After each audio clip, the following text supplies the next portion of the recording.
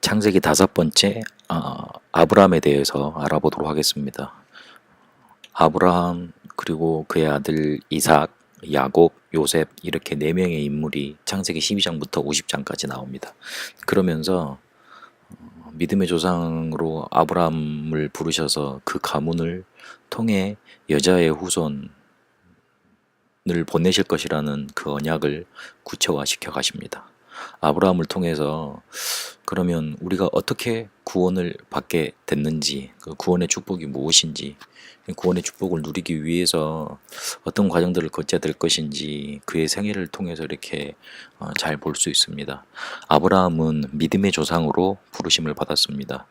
그런데 그의 생이 절반 이상이 고통이었습니다. 사랑하는 조카를 내보내야 했고, 그리고 분명히 하나님이 언약을 해서 그 언약을 믿고 나왔는데, 죽음의 위기를 무릅쓰고 나왔는데 그 땅에 도착해 보니 아무것도 먹을 것이 없는 그런 땅이었고, 기근이 가득 찬 그런 땅이었고, 그리고 실제로 살 공리를 열심히 하고 살았는데 주변에서 자꾸 자기 아내를 뺏으려는 그런 세력들은 많고, 그래서 2번이나 자기 아내를 속이지 않습니까? 애굽에서 속이고, 또 아비멜렉 그랄 지방입니까? 그쪽 가서 이렇게 가서 속이고. 여튼요, 아브라함이 언약을 받고 믿음의 조상으로 부르심을 받았는데 고생을 많이 했습니다. 그런데 하나님은 그렇게 불신앙할 때도 많았고 실수도 할 때도 많았고 염려하면서 하나님의 언약을 믿지 않을 때도 많았는데, 성경 창세기 12장부터 24장까지 보면 아브라함이 하나님의 언약을 믿을 때마다 그것을 의로 여기셨다. 그 믿음을 쭉 유지한 건 또 아니었을 것인데, 하나님 앞에 결정적인 순간에 믿음을 고백하실 때마다 그때마다 아브라함에게 언약을 주시고 축복하시고, 그 축복 따라 그 가문을 언약의 가문으로 축복해 가십니다. 그래서 그 결과 마태복음 1장 1절에 보니까 아브라함과 다윗의 자손 예수 그리스도의 세계라, 그렇게 아브라함을 예수 그리스도가 오실 수밖에 없는 그 가문의 시조로 딱 못을 박아 두십니다. 우리에게 아브라함을 통해서 주시고자 하는 메시지가 큽니다. 어찌 보면 우리 일생이 아브라함과 같을 수도 있습니다. 그러나 우리가 놓치지 말아야 될 건 우리가 구원받았다는 것, 그리고 그 구원을 전달할 믿음의 조상으로, 전도의 조상으로 부르심받았다는 것. 우리는 믿음의 조상으로 부르심 받은 아브라함을 보면서, 그렇지, 우리도 구원받고 그 조상으로, 그 축복을 전할 사람으로 부름받았다는 사실을 확인해야 되겠습니다. 갈대아를 떠나라고 명령을 받았습니다. 하나님이 어디로 가라고 지정하지 않으시고요, 내가 내게 지시할 땅으로 가라 그랬습니다. 그런데 가보니 그게 가나안이었습니다. 메시아 오실 땅이었습니다. 그런데 가서 문제가 자꾸 생깁니다.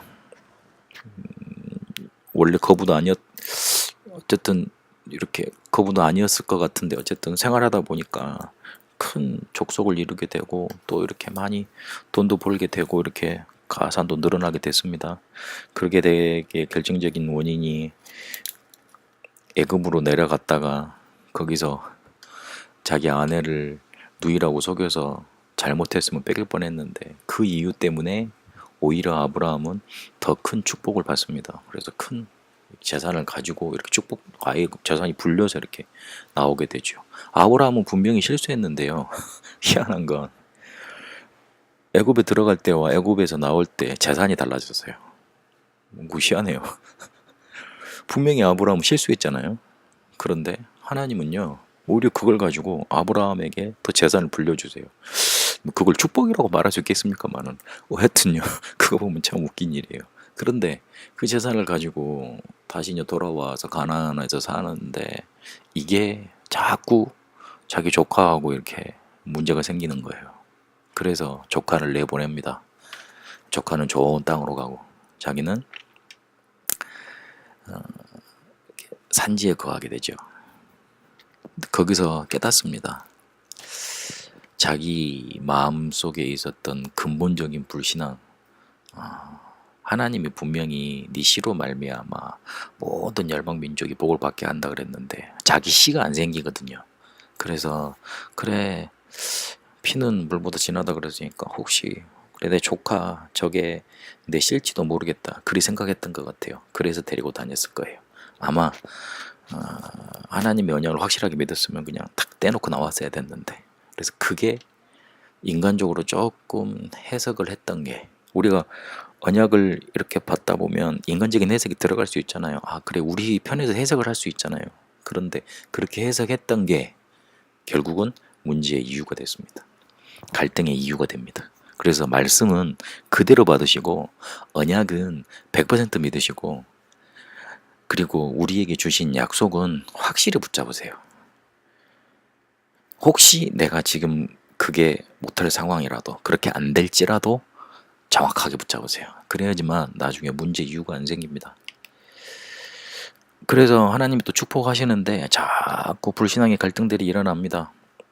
그래서 그 애굽에서 데리고 나온 하갈이라는 여자를 통해 또 이스마엘을 낳죠. 근데 그 이스마엘 뭐 자기 씨니까 이제 그 씨가 또 잘 살길 바랐는데 그게 또 불신앙의 그런 조건이 돼가지고 문제를 자꾸 일으킵니다. 또 쫓아내고 하나님이 또 사라를 독에서 난 아들을 통해 언약이 전달되게 할 것이다. 그 시로 말미암아 장대하게 될 것이다. 면역을 주시죠.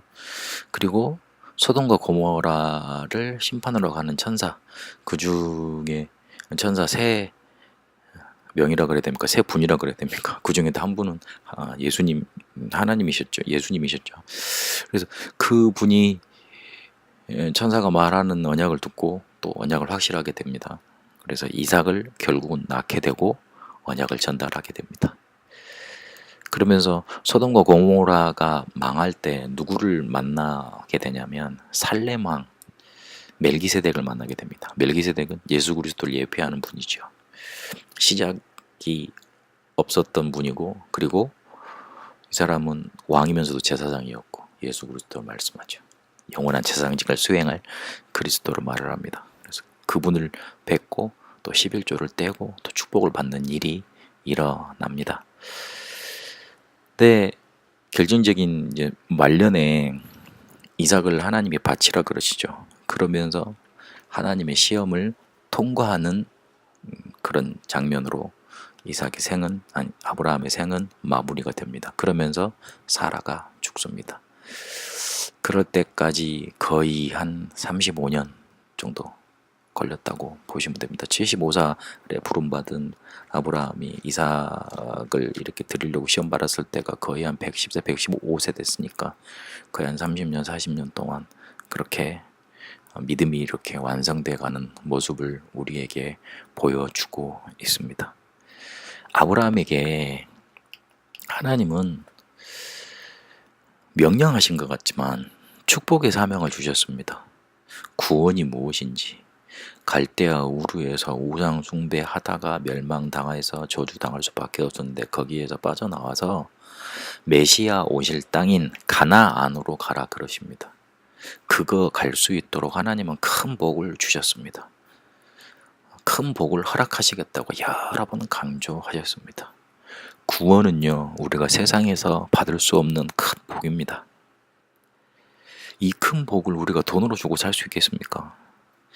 우리는요, 우상 숭배하다가 귀신 들려가지고 다 빼앗기고 우리의 행복도 완전히 사라진 채 살아갈 수밖에 없는 그런 비참한 인생이었습니다. 자신에 대해서 다들 나는 잘 살고 있다고, 우리 집안 잘 나가고 있다고, 이번에 내가 집을 샀다고, 좋은 걸 구했다고, 승진을 했다고, 잘 된다고 말을 합니다. 다 거짓말입니다. 내가 뭔가 부족하니까 이걸 채워서 가리고 있다는 확실한 증거가 바로 그런 말들입니다. 결국은 따지고 보면요, 평안하게 사는 게 가장 큰 저주입니다. 왜냐하면 하나님 필요 없고 복음 필요 없거든요. 그러다가 죽어서 눈 떠보면 딱 지옥인 거예요. 그게 축복입니까? 우리는 거기서 구원을 받은 겁니다. 이 구원의 사실로 날마다 기뻐지셔야 돼요. 아브라함이요, 처음에는요, 얼렁뚱땅, 아이고, 하나님이 가라 그러니까, 어마어마한 큰 신이 와서 나한테 가라 그러니까, 아이고, 안 가면 죽겠다 싶어서 나왔는지도 몰라요. 그런데 가면 갈수록 이 구원이 어마어마한 축복이라는 거 깨닫습니다. 창세기 22장에 보시면 하나님이 아들 죽이라는 시험을 주셨을 때 전혀 두려워하지도 않았고요. 그리고 가차없이 시행을 했어요. 바로 죽이려고 그러잖아요. 그러니까 하나님이 다급해서 부르시잖아요. 아브라함아, 아브라함아, 그러지 마라.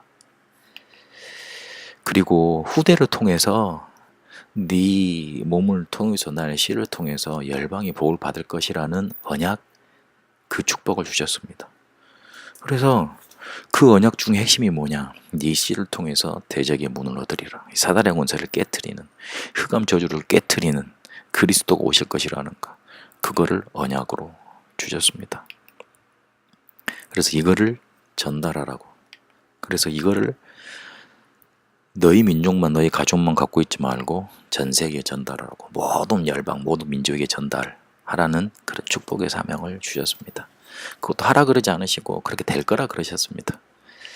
그런데 여기서 조금 우리가 더 봐야 될 건 아브라함의 실수가 많았습니다. 왜냐하면 그럴 수밖에 없었죠. 육신의 갈등이 많았으니까. 이거는 아브라함이 나쁜 게 아니고요, 그럴 수밖에 없었던 거예요. 그럼 우리는 육신의 갈등 안 합니까? 더 많이 하고 사는데. 그 중에 육신의 갈등만 하지, 아브라함처럼 염려만 하지, 실수만 많이 하지, 언약은 안 붙잡지 않습니까? 우리가 아브라함 보고 하여가 아브라함 실수 많이 했네, 그럴 게 아니에요. 육신의 갈등이 많을 수밖에 없어요. 혹시 주변에서 불신앙하고 그런 사람들 이렇게 감당하시기가 힘들지요. 왜냐면 우리도 그런 상황 속에 빠져 있어서 그거 이기지 못하는 불신앙 속에 우리도 체질화가 돼 있으니까 그래요. 염려 많이 하면 실수가 생깁니다. 아브라함이 그랬던 겁니다. 75세, 그러니까 그동안 우상 숭배하는 체질이 쫙 이렇게 있었으니까요. 그래서 결국 그거 하다가 선교 사명을 감당하지 못합니다. 그 아브라함의 믿음이 완성되기 창세기 22장인데 그때까지 한 3, 40년이 걸렸잖아요. 자기 막 믿음 완성시키느라고 선교 사명을 감당할 수 없고 남을 돌아볼 겨를이 없었어요. 그래서 우리는 믿음의 조상으로 아브라함처럼 부름받았다는 거 기억하시고, 아브라함의 실수를 이렇게 적나라하게 기록해 놓은 거는 우리도 믿음의 조상으로 부름받았는데 우리 거 해결하신 그 언약적인 축복을 딱 믿고 정확하게 믿고 살리러 가라는 그런 하나님의 계획입니다. 그래서 아브라함처럼 실수할 수 있는 환경이 많으나 오랜 기간 동안 그걸 완성시키지 말고 빨리 결론 내고 뛰어넘으라는 얘기입니다. 아브라함을 통해 믿음의 조상으로 부르신 거, 구원을 시작하게 하신 거, 이 구원의 축복을 시작하게 하신 거, 그리고 그 시로 대적의 문을 얻는, 대적의 문을 파는 그리스도를 보내시겠다고 약속하신 거 우리 속에 담고 우리도 믿음의 조상으로 오늘 하루를 그리고 남은 여생을 인도받아야 되겠습니다. 육신적인 갈등이 올 수밖에 없지나 육신의 갈등이 올 수밖에 없습니다. 그러나 그 속에 염려에만 사로잡히지 말고 아브라함이 중간중간에 계속 고백했던 그 믿음 붙잡게 되시길 축복합니다. 살아계신 하나님, 아브라함을 믿음의 조상으로 부르셨던 것처럼, 그래서 모든 축복을 허락하셨던 것처럼 우리도 그렇게 부르셔서 놀라운 축복의 사명 감당할 사람들 인도하실 줄로 믿습니다. 우리를 통해 구원의 복음이 만방에 온천하에 증거될 수 있도록 축복하옵소서. 육신의 갈등이 올 수밖에 없지만 그 속에 염려하다 실수하지 않게 하옵시고 뛰어넘어 하나님의 계획을 성취하는 자로 쓰게 하옵소서. 살아계신 우리 주 예수 그리스도 이름으로 기도합니다. 아멘.